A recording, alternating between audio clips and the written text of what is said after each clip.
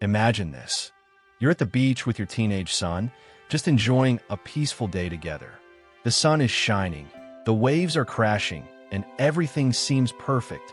But then, something unexpected happens, something that will change both of your lives forever. In this deeply emotional and heart-wrenching tale, a father and son confront the raw, undeniable truth that neither of them ever saw coming. Their bond will be tested in ways they never imagined, and the line between love and family becomes blurred in the most unexpected way. Are you ready to dive into this powerful story? Stay tuned. This is not your ordinary beach trip. A few weeks ago, I was on the beach with my son when he suddenly did something I would never have expected. It turned out to be one of the most exciting days of my life, and I'm still not sure if that's okay. The beach had always been my sanctuary, a place to breathe, think, and more recently, escape. That day, I had brought my son, tall for his age and already carrying the quiet confidence of someone older. The decision to come to the beach had been spontaneous. My wife was buried in work yet again, leaving my son and me to make our own plans, which more often than not consisted of quiet evenings at home or the occasional outing. But that morning, as the sun streamed through the kitchen window, I had decided we needed something different. The drive to the beach had been uneventful. My son sat beside me in the car, one earbud in as he scrolled through his phone, occasionally glancing out the window at the rolling dunes and wild grasses that framed the road. I had tried to spark conversation a few times, asking about school or his recent soccer match, but his responses had been short and polite, as though he wasn't sure what to make of my sudden desire to connect. Once we arrived, my son helped carry the cooler and beach bag to a spot near the water's edge, where the sand was cool and damp beneath our feet. The beach was nearly deserted, just the way I liked it. Only a few families dotted the shore, their laughter carried on the breeze, but there was enough space between us to feel as though we had the place to ourselves. I spread out our towels while my son planted the umbrella into the sand. The midday sun was already hot, its rays beating down relentlessly, and I was grateful for the small patch of shade as I sat on the edge of my towel, slipping off my sandals and burying my toes in the sand. I glanced over at my son, who had settled into a chair under the umbrella, scrolling on his phone again. "You're really going to spend the whole day staring at that thing?" I teased lightly, motioning toward his phone. My son looked up, a faint smile tugging at the corner of his lips. "Just checking something. I'm here, aren't I?" I couldn't argue with that. He had come without complaint, and for a teenager, that was saying something. Still, I wanted him to enjoy the moment, to feel the sun on his face, the salt air in his lungs, the freedom of being away from everything for just a little while. "Help me with the sunscreen," I asked, holding up the bottle. My son raised an eyebrow. "Can't you do it yourself?" I laughed, shaking my head. "Not my back, obviously."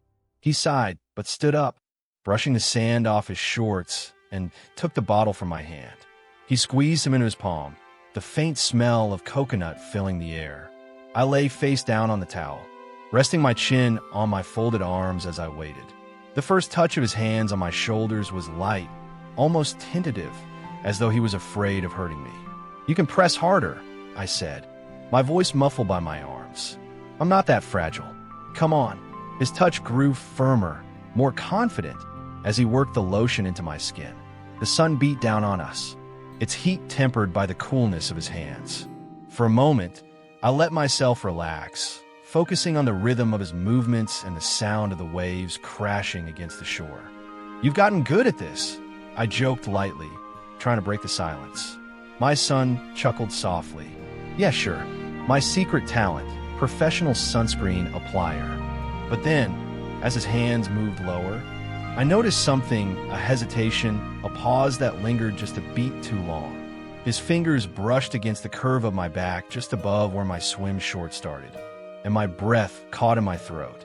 I told myself it was nothing, just a fleeting moment, but I couldn't ignore the way my body tensed or the way his hands lingered a second too long.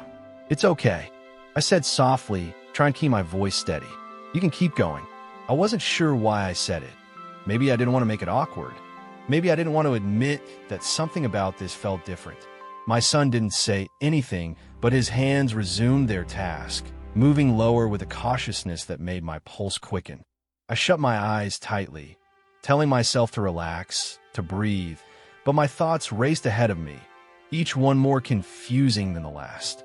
"Thanks, sweetheart," I murmured when he finally stopped, hoping my tone would diffuse whatever tension had settled between us. He stood quickly, stepping back and wiping his hands on his shorts. "No problem," he said, his voice quieter than before. I rolled onto my side, propping myself up on one elbow to look at him. His face was turned toward the water, but I could see the faint flush in his cheeks. The way his jaw tightened as though he was trying to keep himself in check. "You okay?" I asked, my voice soft. He nodded, but he didn't look at me. The silence stretched between us, heavy and charged, until I finally sat up and reached for the cooler. "Let's grab something to eat," I said brightly, trying to shift the mood. My son nodded again, finally turning to face me.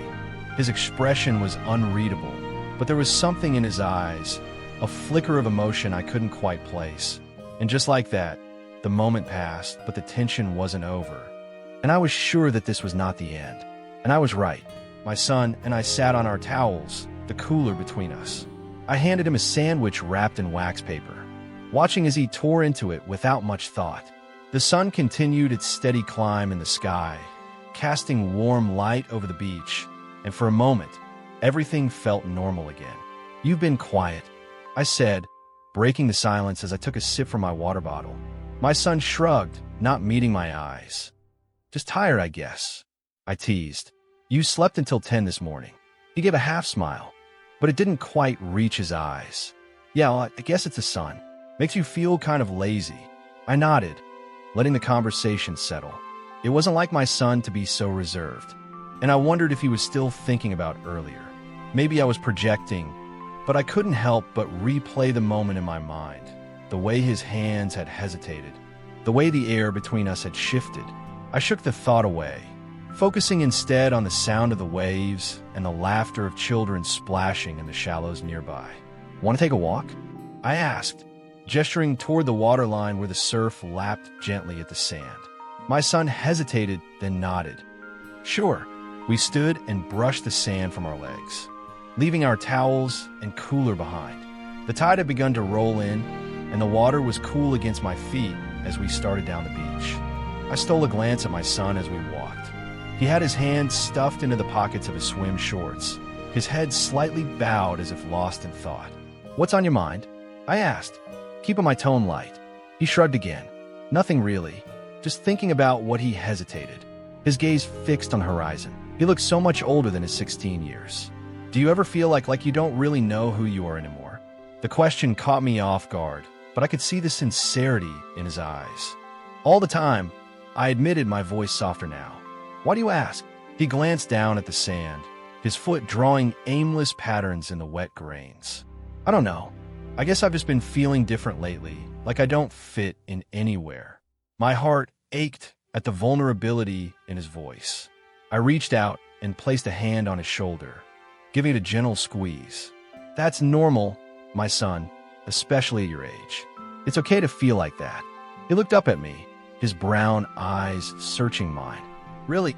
I said firmly. "And it doesn't last forever. You'll figure it out. You're an amazing kid, my son. You'll find your place."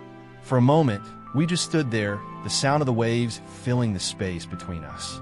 Then he smiled, a small, tentative curve of his lips, but it was enough to make my chest feel lighter. "Thanks, Dad," he said quietly. We continued our walk, the conversation turning to lighter topics. I told him about the summers I'd spent at the beach when I was his age, how my friends and I would race to collect seashells or spend hours building elaborate sandcastles.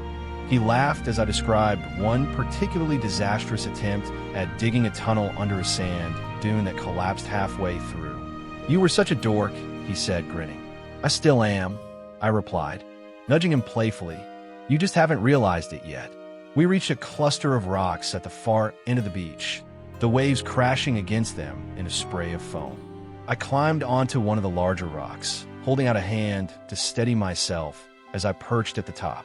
My son followed, his longer legs making it easier for him to scale the uneven surface. From our vantage point, the view was breathtaking. The ocean stretched out before us, vast and endless, the sunlight glinting off its surface like a sea of diamonds.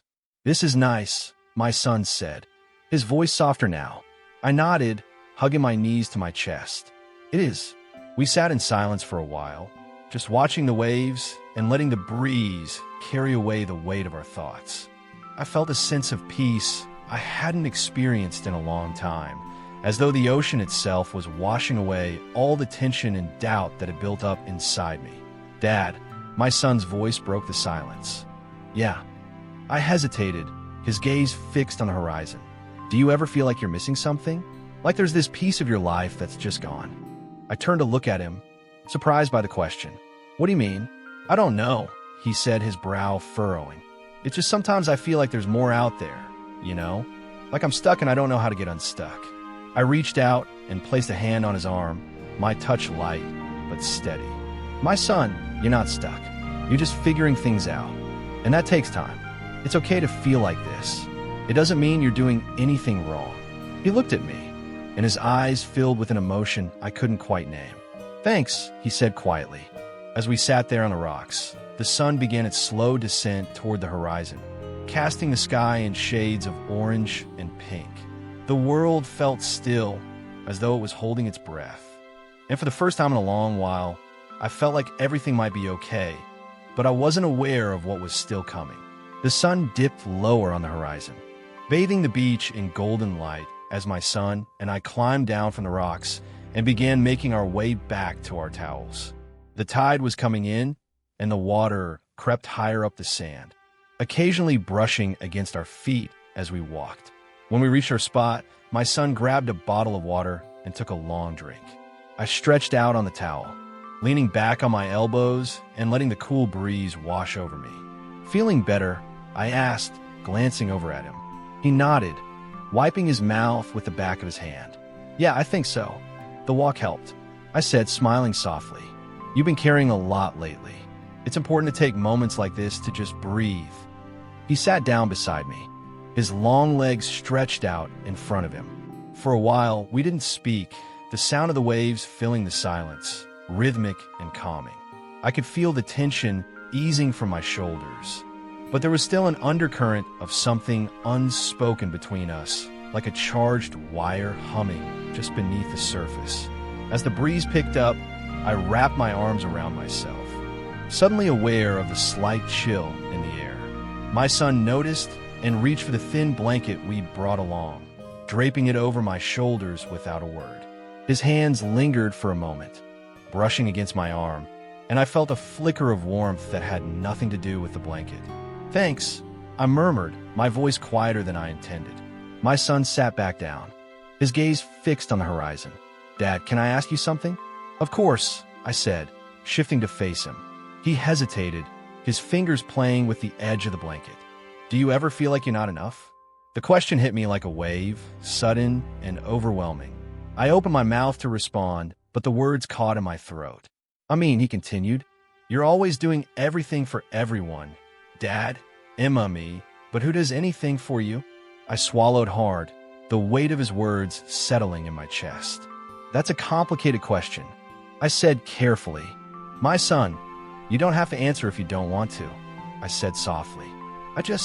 I've noticed how hard you work, and I don't think anyone gives you enough credit for it."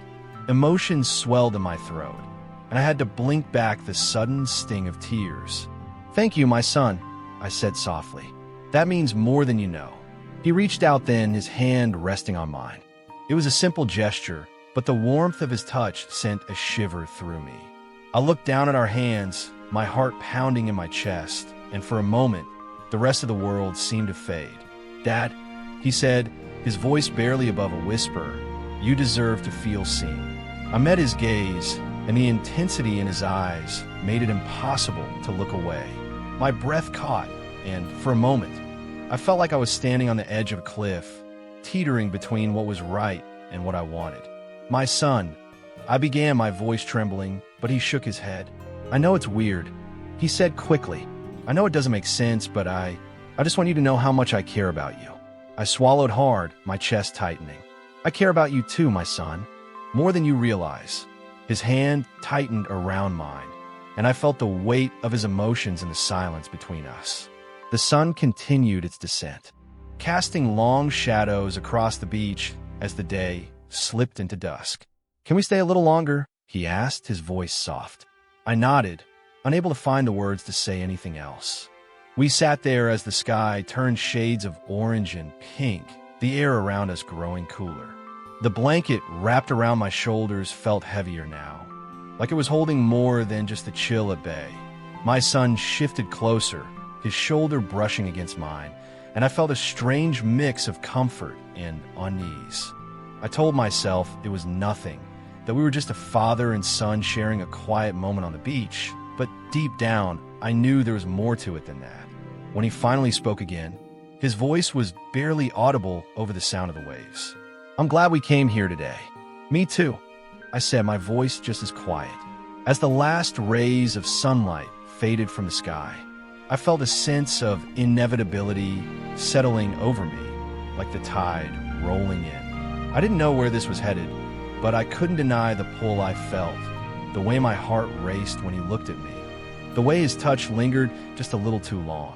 The night was far from over, and I knew that whatever came next would change everything. The sky was painted in deep purples and soft oranges as twilight settled over the beach. The rhythmic crash of waves filled the air, mingling with the faint calls of distant seabirds.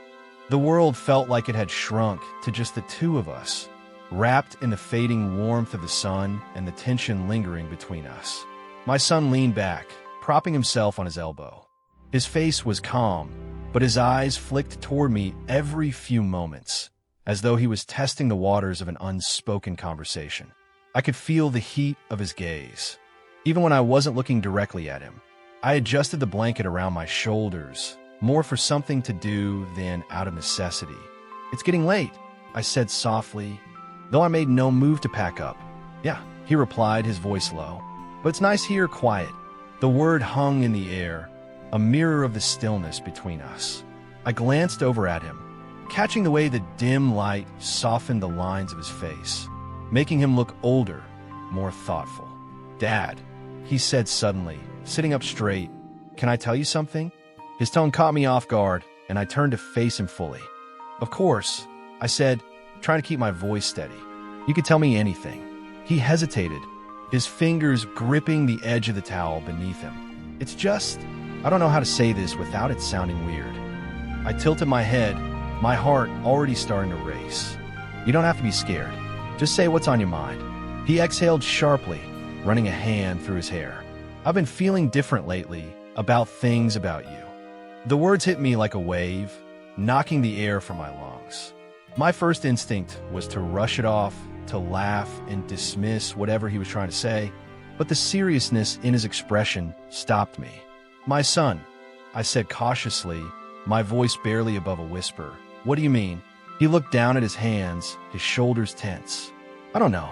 It's like I see you and I can't explain it. It's not how I'm supposed to feel, but I can't stop." I stared at him, my mind racing.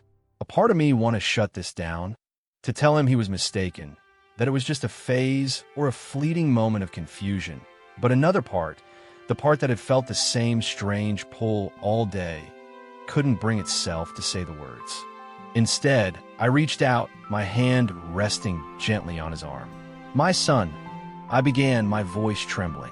"This is complicated." He nodded, his eyes meeting mine with an intensity that made my chest tighten. "I know it is, and I know it's wrong, but it doesn't feel wrong. Not to me." The sincerity in his voice broke something inside me. I looked away, my gaze falling to the waves as they rolled in and out, constant and unyielding. "We can't," I started, but the words died in my throat. "Why not?" he asked softly, his voice barely audible. "It's just us here," he said simply, his words making my stomach twist. He was right, there was no one else, no one to judge or intervene, but that didn't make it any less complicated, any less forbidden. "I don't know," I admitted, my voice shaky. "I don't know what to say, my son." He shifted closer, his hand brushing against mine. "You don't have to say anything," he whispered. "Just be here with me." I turned to look at him, my breath catching at the vulnerability in his expression. He wasn't the confident, carefree teenager I'd always seen. He was just a boy, my boy, desperate for connection and understanding. In that moment, I felt an ache so deep it was almost unbearable. Before I could stop myself, I leaned in, closing the distance between us. Our foreheads touched first, a tentative, hesitant gesture, and then his lips brushed against mine. It was soft, almost imperceptible, but it sent a jolt through me like electricity. Wow, I said, my mind racing. I should have pulled away. I should have stopped it before it went any further, but I didn't, I couldn't. Instead, I let myself lean into him, my hand reaching up to cup his cheek. His skin was warm, the beach fading into the background as the moment consumed us. His hands rested on my waist, hesitant at first, but growing bolder as I didn't push him away. Every touch, every movement felt like a question, and my response was the answer he needed. His hand continued where he left off when he was applying the sunscreen on me, and eventually we went even further. Way further. This was crazy. There was no one on the beach anymore, so we could do whatever we wanted, and damn, we did. I had never expected this, and even with my own son, crazy truly. Crazy but good, very good, even better than that, amazing. Even though there was no one on the beach, still, I was scared that someone would hear us. When he finished and we finally pulled apart, both of us were breathless. The space between us charged with an energy I couldn't describe. He looked at me, his eyes wide and filled with something I couldn't name. "I'm sorry," he said, his voice trembling. I didn't mean to. I shook my head, cutting him off. "Don't apologize," I said softly. "Just don't." It was amazing. We sat there in silence, the weight of what had just happened settling over us like a heavy blanket. I didn't know what to say or how to make sense of the emotions swirling inside me. All I knew was that nothing would ever be the same again. As the last light of day disappeared, leaving the beach bathed in darkness, I felt the gravity of our actions pulling us into a place we couldn't return from. The line had been crossed, and there was no going back. The beach was now cloaked in darkness, the only light coming from the faint glow of the moon reflecting off the waves. The air was cooler, carrying the faint scent of salt and seaweed, but I barely noticed it. My mind was racing, my heart still pounding from what had transpired. My son sat beside me, quiet and still, his hands resting on his knees. His shoulders rose and fell with every deep breath, and I could sense the tension radiating from him. I didn't know what to say or what to do. The enormity of the moment hung between us, heavy and unrelenting. "Are you okay?" he asked finally, his voice low and hesitant. I nodded slowly, though the truth was far more complicated. "I think so," I murmured, my voice barely audible over the gentle crash of the waves. "Are you?" He gave a short laugh, almost bitter. "I don't know," he admitted. "I feel like I'm standing on the edge of something, and I don't know if I'm supposed to jump or step back." The analogy hit me harder than I expected. It was exactly how I felt. We had come to a precipice, one that would change everything if we dared to cross it, and the worst part was, I didn't know what I wanted. Part of me wanted to step back, to undo what had already been done, but another part, the part that had felt so starved and invisible for so long, wanted to jump. I turned to look at him, searching his face for some kind of answer. His features were shadowed in the moonlight, but I could still see the worry in his eyes, the uncertainty etched into every line of his expression. "My son," I began, my voice trembling. "We can't let this go any further. This isn't right." He flinched at my words, his jaw tightening as he looked away. "I know," he said softly, "but it doesn't feel wrong, not to me." His honesty was like a punch to the gut. I had expected him to agree, to tell me he understood and that we could pretend this had never happened. But instead, he was laying bare the feelings I'd been trying so desperately to suppress. "It doesn't matter how it feels," I said, though the words sounded hollow even to my own ears. "We have to think about the consequences, about what this could do to us." He turned back to me, his eyes blazing with an intensity that made my breath catch. "And what about what it's already done?" he demanded. "What about the fact that I can't stop thinking about you? That I feel like I'm losing my mind every time I see you?" I stared at him, stunned into silence. His words echoed my own feelings so perfectly, it was almost frightening. I had spent weeks trying to push him out of my mind, convincing myself that what I felt was nothing more than misplaced loneliness. But in this moment, with him looking at me like I was the center of his world, all of those excuses crumbled. "My son," I said finally, my voice breaking. "You're my son. I know that," he said, his voice fierce. "But I don't care. I don't care about what people would think or what they would say. All I care about is you." Tears pricked at my eyes, and I turned away, staring out at the ocean in a desperate attempt to compose myself. The waves rolled in and out, steady and unchanging, as though mocking the chaos inside me. I wanted to scream, to cry, to do something to release the storm of emotions tearing me apart. But instead, I sat there in silence, my hands clenched in a fist in my lap. He reached out, his fingers brushing against mine. The touch was tentative, almost hesitant, but it sent a jolt through me all the same. I looked down at his hand, so close to mine, and for a moment, I was tempted to take it, to let myself fall into the comfort he was offering, but I couldn't. I couldn't let this go any further. "I can't do this, my son," I whispered, pulling my hand away. "I'm sorry, but I can't." He flinched as though I had struck him, and I hated myself for the pain I saw in his eyes, but I knew it was the right thing to do. It had to be. He nodded slowly, his shoulders slumping into defeat. "I understand," he said quietly. I needed you to know how I feel." "I do," I said, my voice trembling. "And I need you to know that I care about you too. But not like this. We can't be this." The silence that followed was suffocating. I wanted to reach out to him, to comfort him, but I knew that would only make things worse. Instead, I stood up, brushing the sand from my legs. "We should go," I said, my voice barely steady. "It's late." He didn't argue, simply nodding and standing to gather our things. The walk back to the car was quiet, the tension between us almost unbearable. I could feel his eyes on me every so often, but I didn't dare look at him. I was afraid of what I might see, of what I might feel if I met his gaze. When we reached the car, I hesitated before getting in. I turned to him, my heart aching at the sight of him standing there, looking so lost and vulnerable.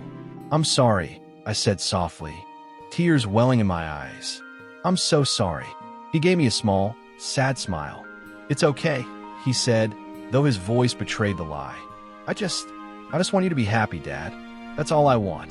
His words broke me, and I had to turn away, unable to face the pain in his eyes. I got into the car, gripping the steering wheel so tightly my knuckles turned white as I started the engine and pulled away from the beach. I couldn't stop the tears from falling, the weight of what had happened hanging over us like a storm cloud. I didn't know what the future held or how we would move forward from this. All I knew was that nothing would ever be the same again. I kept my eyes firmly on the road ahead, my fingers gripping the steering wheel as though it were the only thing anchoring me to reality. My thoughts were too jumbled, too chaotic to make sense of, and I wasn't ready to face what had just happened. Finally, he broke the silence. "Dad."